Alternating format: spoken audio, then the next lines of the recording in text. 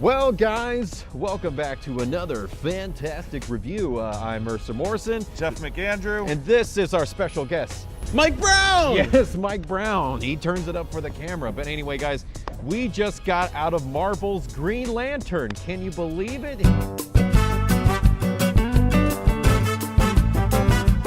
But yes, we saw Captain Marvel. Not Shazam. Not Shazam. Jeff, what are your initial thoughts of Captain Carvel? Surprisingly enough, I really loved this movie. Whoa. Really, like, more than I ever thought I could, and we'll get back to that. I'm glad you're sitting down. No, but anyway, Mike. Yes, sir. What'd you think? I enjoyed it. I thought it was fun. There were a few things that I thought were a little lackluster. I mean, Mercer and I were kind of chit-chatting in the hallway a little bit. For me, it lacked a little oomph. It was a really solid movie. It was fun. And I think that was the most important takeaway for me, was that it was fun. Massive fun. Yeah. Well, me as a part of the He-Man Woman Haters Club, Brie Larson, she's just a woman, and no kidding. I actually, I was pleasantly surprised by her performance. There were some parts initially, and we'll kind of get into that, where it was a little wonky in the acting, but, once she started, just kind of acting in certain scenes and everything, I was like, wow, this is actually really awesome. The trailers did not really sell it for me, which maybe we'll talk about that, but yeah, the trailers didn't sell it for me, but this movie totally did. And three white guys are sitting here saying it's a good movie. It's so a good movie. I think we got some pretty good authority over here. Yeah. Let's not say white guys on authority. Let's not put that together. No, but I did like it. I mean, there were some parts that were like typical Marvel fanfare, but for the most part, I liked it. I mean, a lot of people were getting on the whole, will she deliver? Is she good? She doesn't smile, blah, blah, blah. Put that crap to bed. I thought she was really solid. I didn't feel like she was hamming it up. I felt like she was keeping it honest. I mean, granted, she was like a little understated at parts. Maybe she wasn't bringing the emotion that you felt like she would, but I think she was also doing like the I'm too cool for the room deal. And it worked. It worked, and I mean, you have Samuel Jackson doing his typical Nick Fury. The de-aging was like absolutely fantastic. Mm-hmm. I never felt like he wasn't Sam Jackson, young Sam Jackson. And I thought everybody really came to play, and they really cast the film women first, which I really enjoyed. Captain Marvel, women first. One of my biggest concerns going into this movie was that, looking at all the trailers, Brie Larson seemed a little flat.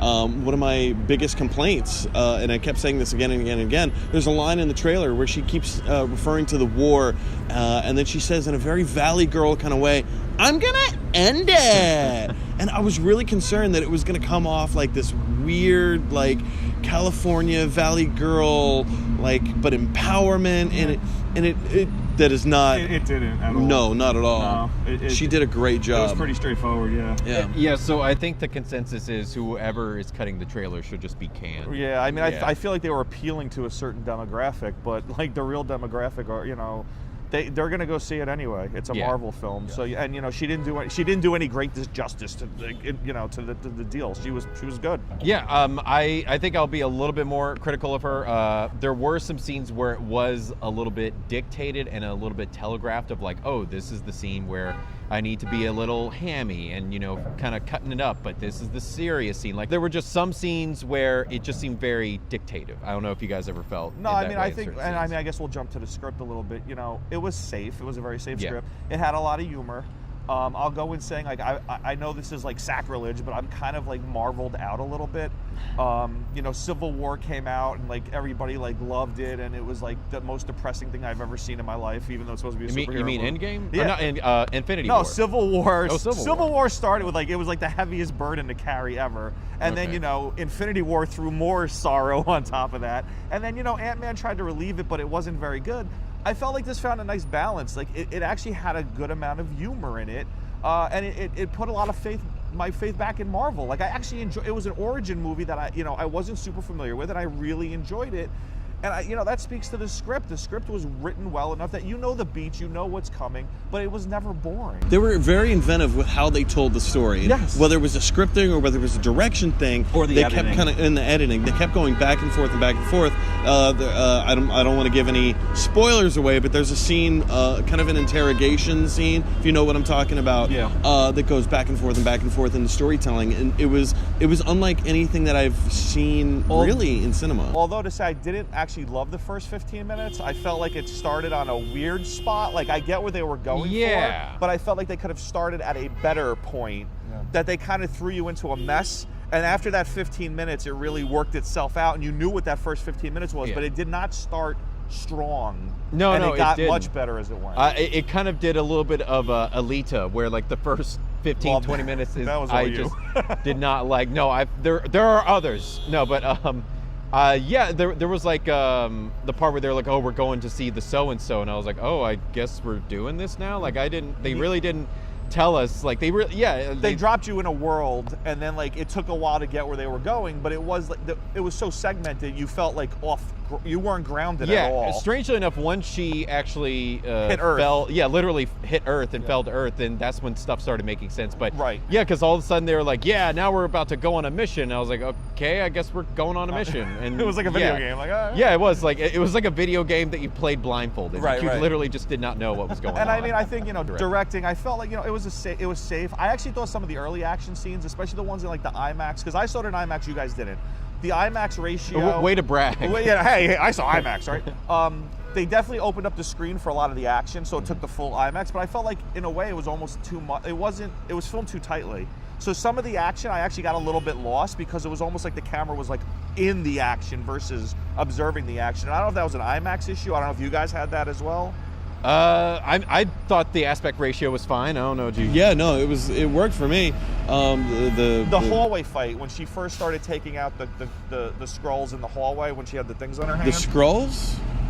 Or the yes, okay, Yeah, when she had the yeah, things on yeah. her hands. Yep. That seemed like the camera was literally like in her costume. Like I felt like I was like I couldn't see what was happening. And then that kind of got better as the film went on. So I don't know if that was Hey like, man, I saw it perfectly. Yeah, it wasn't a problem for me. Yeah, maybe Yeah, it's just it's the called IMAX Dolby blow up. That was fine. Digital Perfect version. Like, Yeah, that's yeah, what it's yeah. called. No, I mean, talking about directing, there were some very inventive parts. I feel like sometimes Marvel, they do let directors kind of have this creative freedom. Yeah. But then they will make them stick to like a formula. And sometimes that kind of does make the aesthetic a little bit plain. But I mean, yeah, the part that you brought up, like the one where, it was kind of flashing back in her memories and stuff like that, that was really awesome. I really liked that. But there were other parts that were just typical kind of Marvel fare. So, I mean, Right. the directing, I will give it, it definitely wasn't bad, but it was just kind of constant Marvel-y with some flares of original directing. It just seems very Phase 1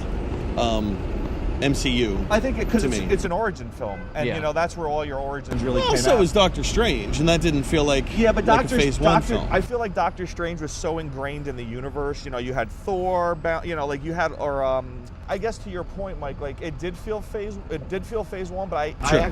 I did enjoy that because, like I said earlier, like that Marvel burnout. Like I kind of like going back to that whole like the wonder of seeing like a new character for a change, because we've been dealing with the same characters over and over and over again. Yeah. And the intro to the film, for everybody who's seen a Marvel, they always do like the comic book intro. They did a very touching Stan Lee intro, which I think to me set a tone that like it already made the movie, like I was open to everything because they already got me right, like in the emotional, like, okay, Stan Lee, here we go. This was like one of the last things you got to see. Because I feel like whenever you sat there, and maybe this is just me sounding cheesy, but like, when you did watch the Stan Lee thing and like sort of all your sort of criticalness, towards like what's been said by the actors and the people online, like all of a sudden you see that Stan Lee thing and you're like, This is wait a why minute, I'm here. this is why I'm here, because it's imagination and it's and fantasy. all the social media hubbub about her and all that, it just went away. And it was like, I'm just going to enjoy this movie. We're going to get some hate for that. Yeah. Well, good. Yeah. Good. The Stan Lee cameo in the movie, if you're a movie nerd, Yes. especially a You 90s picked up on that too? especially a 90s movie nerd. It's true. Was amazing. It was Yeah. like my favorite cameo of all time. And you know, I was telling these guys, I grew up in the 90s. I was a teenager in the 90s. The music suckered me in, the movie suckered me in, the blockbuster suckered me in, the jokes of other stores suckered me in. You too. Yeah. So you know Yeah. what? Like, it was playing on my home base. It was playing on my home field. So I mean, did that make the movie better? Probably. I'm gonna get onto that whole like 90s aesthetic stuff. It worked, but there were a couple of times where it was like, hey, remember the 90s? Oh, Oh, absolutely. it's exactly what that was. But Yeah. that was the 90s, man. I think that's Yeah. when I call music came Yeah. out in the Yeah. 90s. Uh, So there- it was almost like an encapsulation of itself. I just felt like that there were some songs where it's like, oh, wait, we haven't played a 90s song in a while. We got to play it to remind people we're in the 90s. Like, it just kind of felt like With that. the there were some moments. the No Doubt song, that whole sequence was so on the nose. Yeah. And that was the moment that I was like, that kind of went a little too far for me. And once you see the movie, you'll understand what I'm talking about. But it was edited very tightly, and it was. I argue it could have been better. It could have I been mean, a little bit more tight. It was the feel-good action beat. It's of the exactly movie. what it was. Yeah. And that's okay though, because that character at that point in the movie, you literally have watched her go from like, yeah, I kind of have these like weak powers, to she's becoming this other thing. Right. And I mean, yeah, they bookended it with a song that we all know and probably hate, but I didn't mind that either. Now, I mean, did you like the plot of the movie? They could have really garbaged it up. I thought they kept it simple enough, Yeah. but It was very clean. It was clean. There was enough going on that it wasn't too simple, but at the same time, like, it did serve the MCU purpose.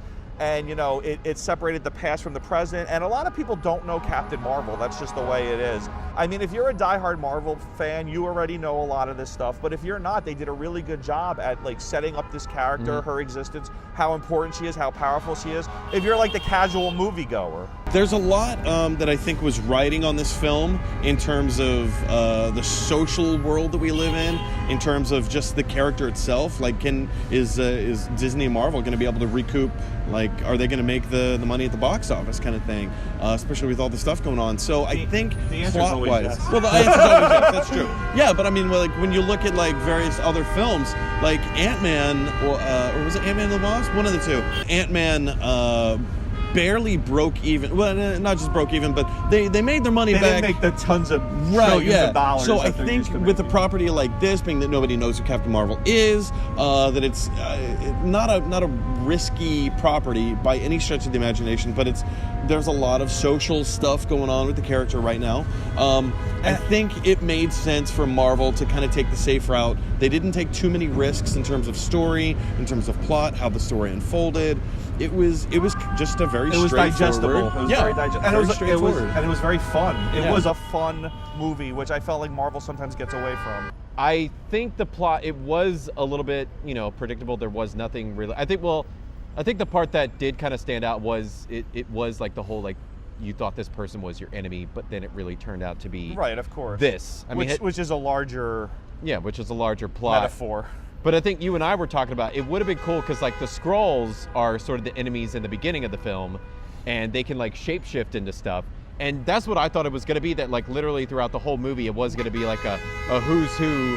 Yeah, like Oh. the Thing, but like Yeah. the Marvel version of the Yeah, Thing. the Marvel version of the Thing. And where I it's would like, say tread a little lightly with the rest of it, because they did kind of mess around with Marvel people's expectations of the Skrulls. I will say that. How They so? didn't completely, like. It wasn't the Secret Wars that we were all Yeah, they expecting. didn't completely Iron Man 3 like Mandarin it, but they changed the Skrulls. for once, I actually really liked the Marvel score. I thought that, I mean, Solid. I will out of all the- disagree. I will disagree with you. Oh, no, you didn't like it? It's not that I didn't like it. There was nothing about it that jumped out and grabbed me. It didn't have like a theme. so There to was speak. no theme whatsoever in the entire film. I thought that, like, towards the end credits, they kind of, like, debuted the theme. I don't know, it was very, like, throwback, because it was sort of, I don't know, it kind of reminded me a little bit of, like, James Horner's Rocketeer score. Like, Yeah, it was, I like, get what very you're saying. triumphant. Don't get me wrong. I love me some James Horner, but let's be honest. He ain't no John Williams. No, He's not- but I mean, Williams, No one's John his Williams. meal ticket is like, every. This is true. This is true. Never John read- Williams yeah. is in a league of his own, but Yeah. like if you look at other composers like Thomas Newman, other composers like Hans Zimmer, they do have their own sense of style I think that you can expect. I think to Mercer's point, though, a lot of the Marvel movies, like, scores are flat out boring. They are. And this at least like played well with the film. It played well with the You film, know and what I not mean? and not only that, but like I mean, it's not just that the Marvel film scores are like flat out boring. It's that like if you listen, the guy who composed, I think his name's Michael Giacchino, he literally ripped off his own score. If you listen to the theme for Doctor Strange, it's literally the theme for Star Trek. Yeah, like that the 09. happens. That happens a lot. But It's it's- just lazy. I Because don't you know. know why? Because they know no Marvel fans are going to see the score, and that's what it comes down to. Yeah, I mean that's yeah, the ugly that's truth. not what. But anyway, I thought will say odds and ends. The de-aging of Samuel Jackson's fantastic. Mm-hmm. The de-aging of the other Shield character, not so great. Yeah, I Coulson? noticed that. Yeah, I felt Coulson, like yeah, Coulson's Clark Gregg. de-aging was not like it was always like they spent all their That's time. all right. It was okay. yeah. Maybe because he's It was not like in the Star movie. Wars de-aging. Yeah, like He it looked was, like you he know. was in like a dinner theater production, Right, like you with know, the bad and, makeup and I mean, everything. I'll throw this softball out there because I'm a cat person.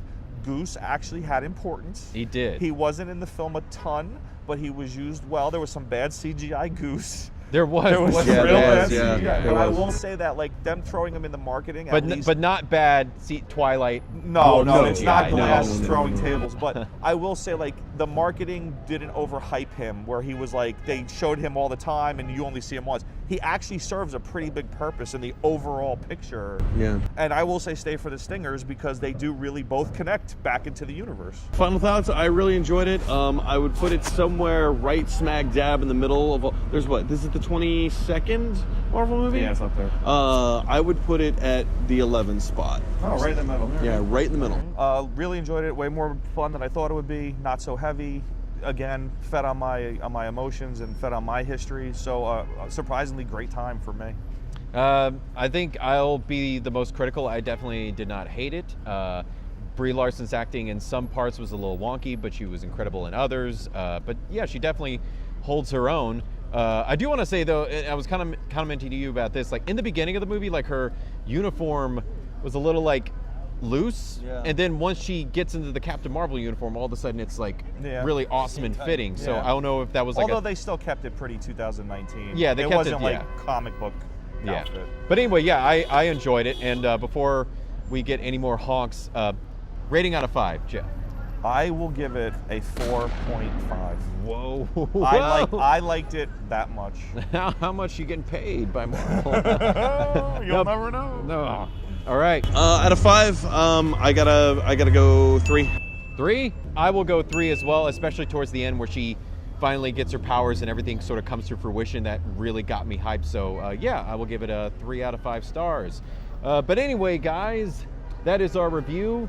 Don't forget to subscribe and also comment if you've seen the movie, and also comment if you haven't seen the movie. And you know, if you have seen the movie, what are your thoughts about it? But anyway, like the Facebook page, again, subscribe.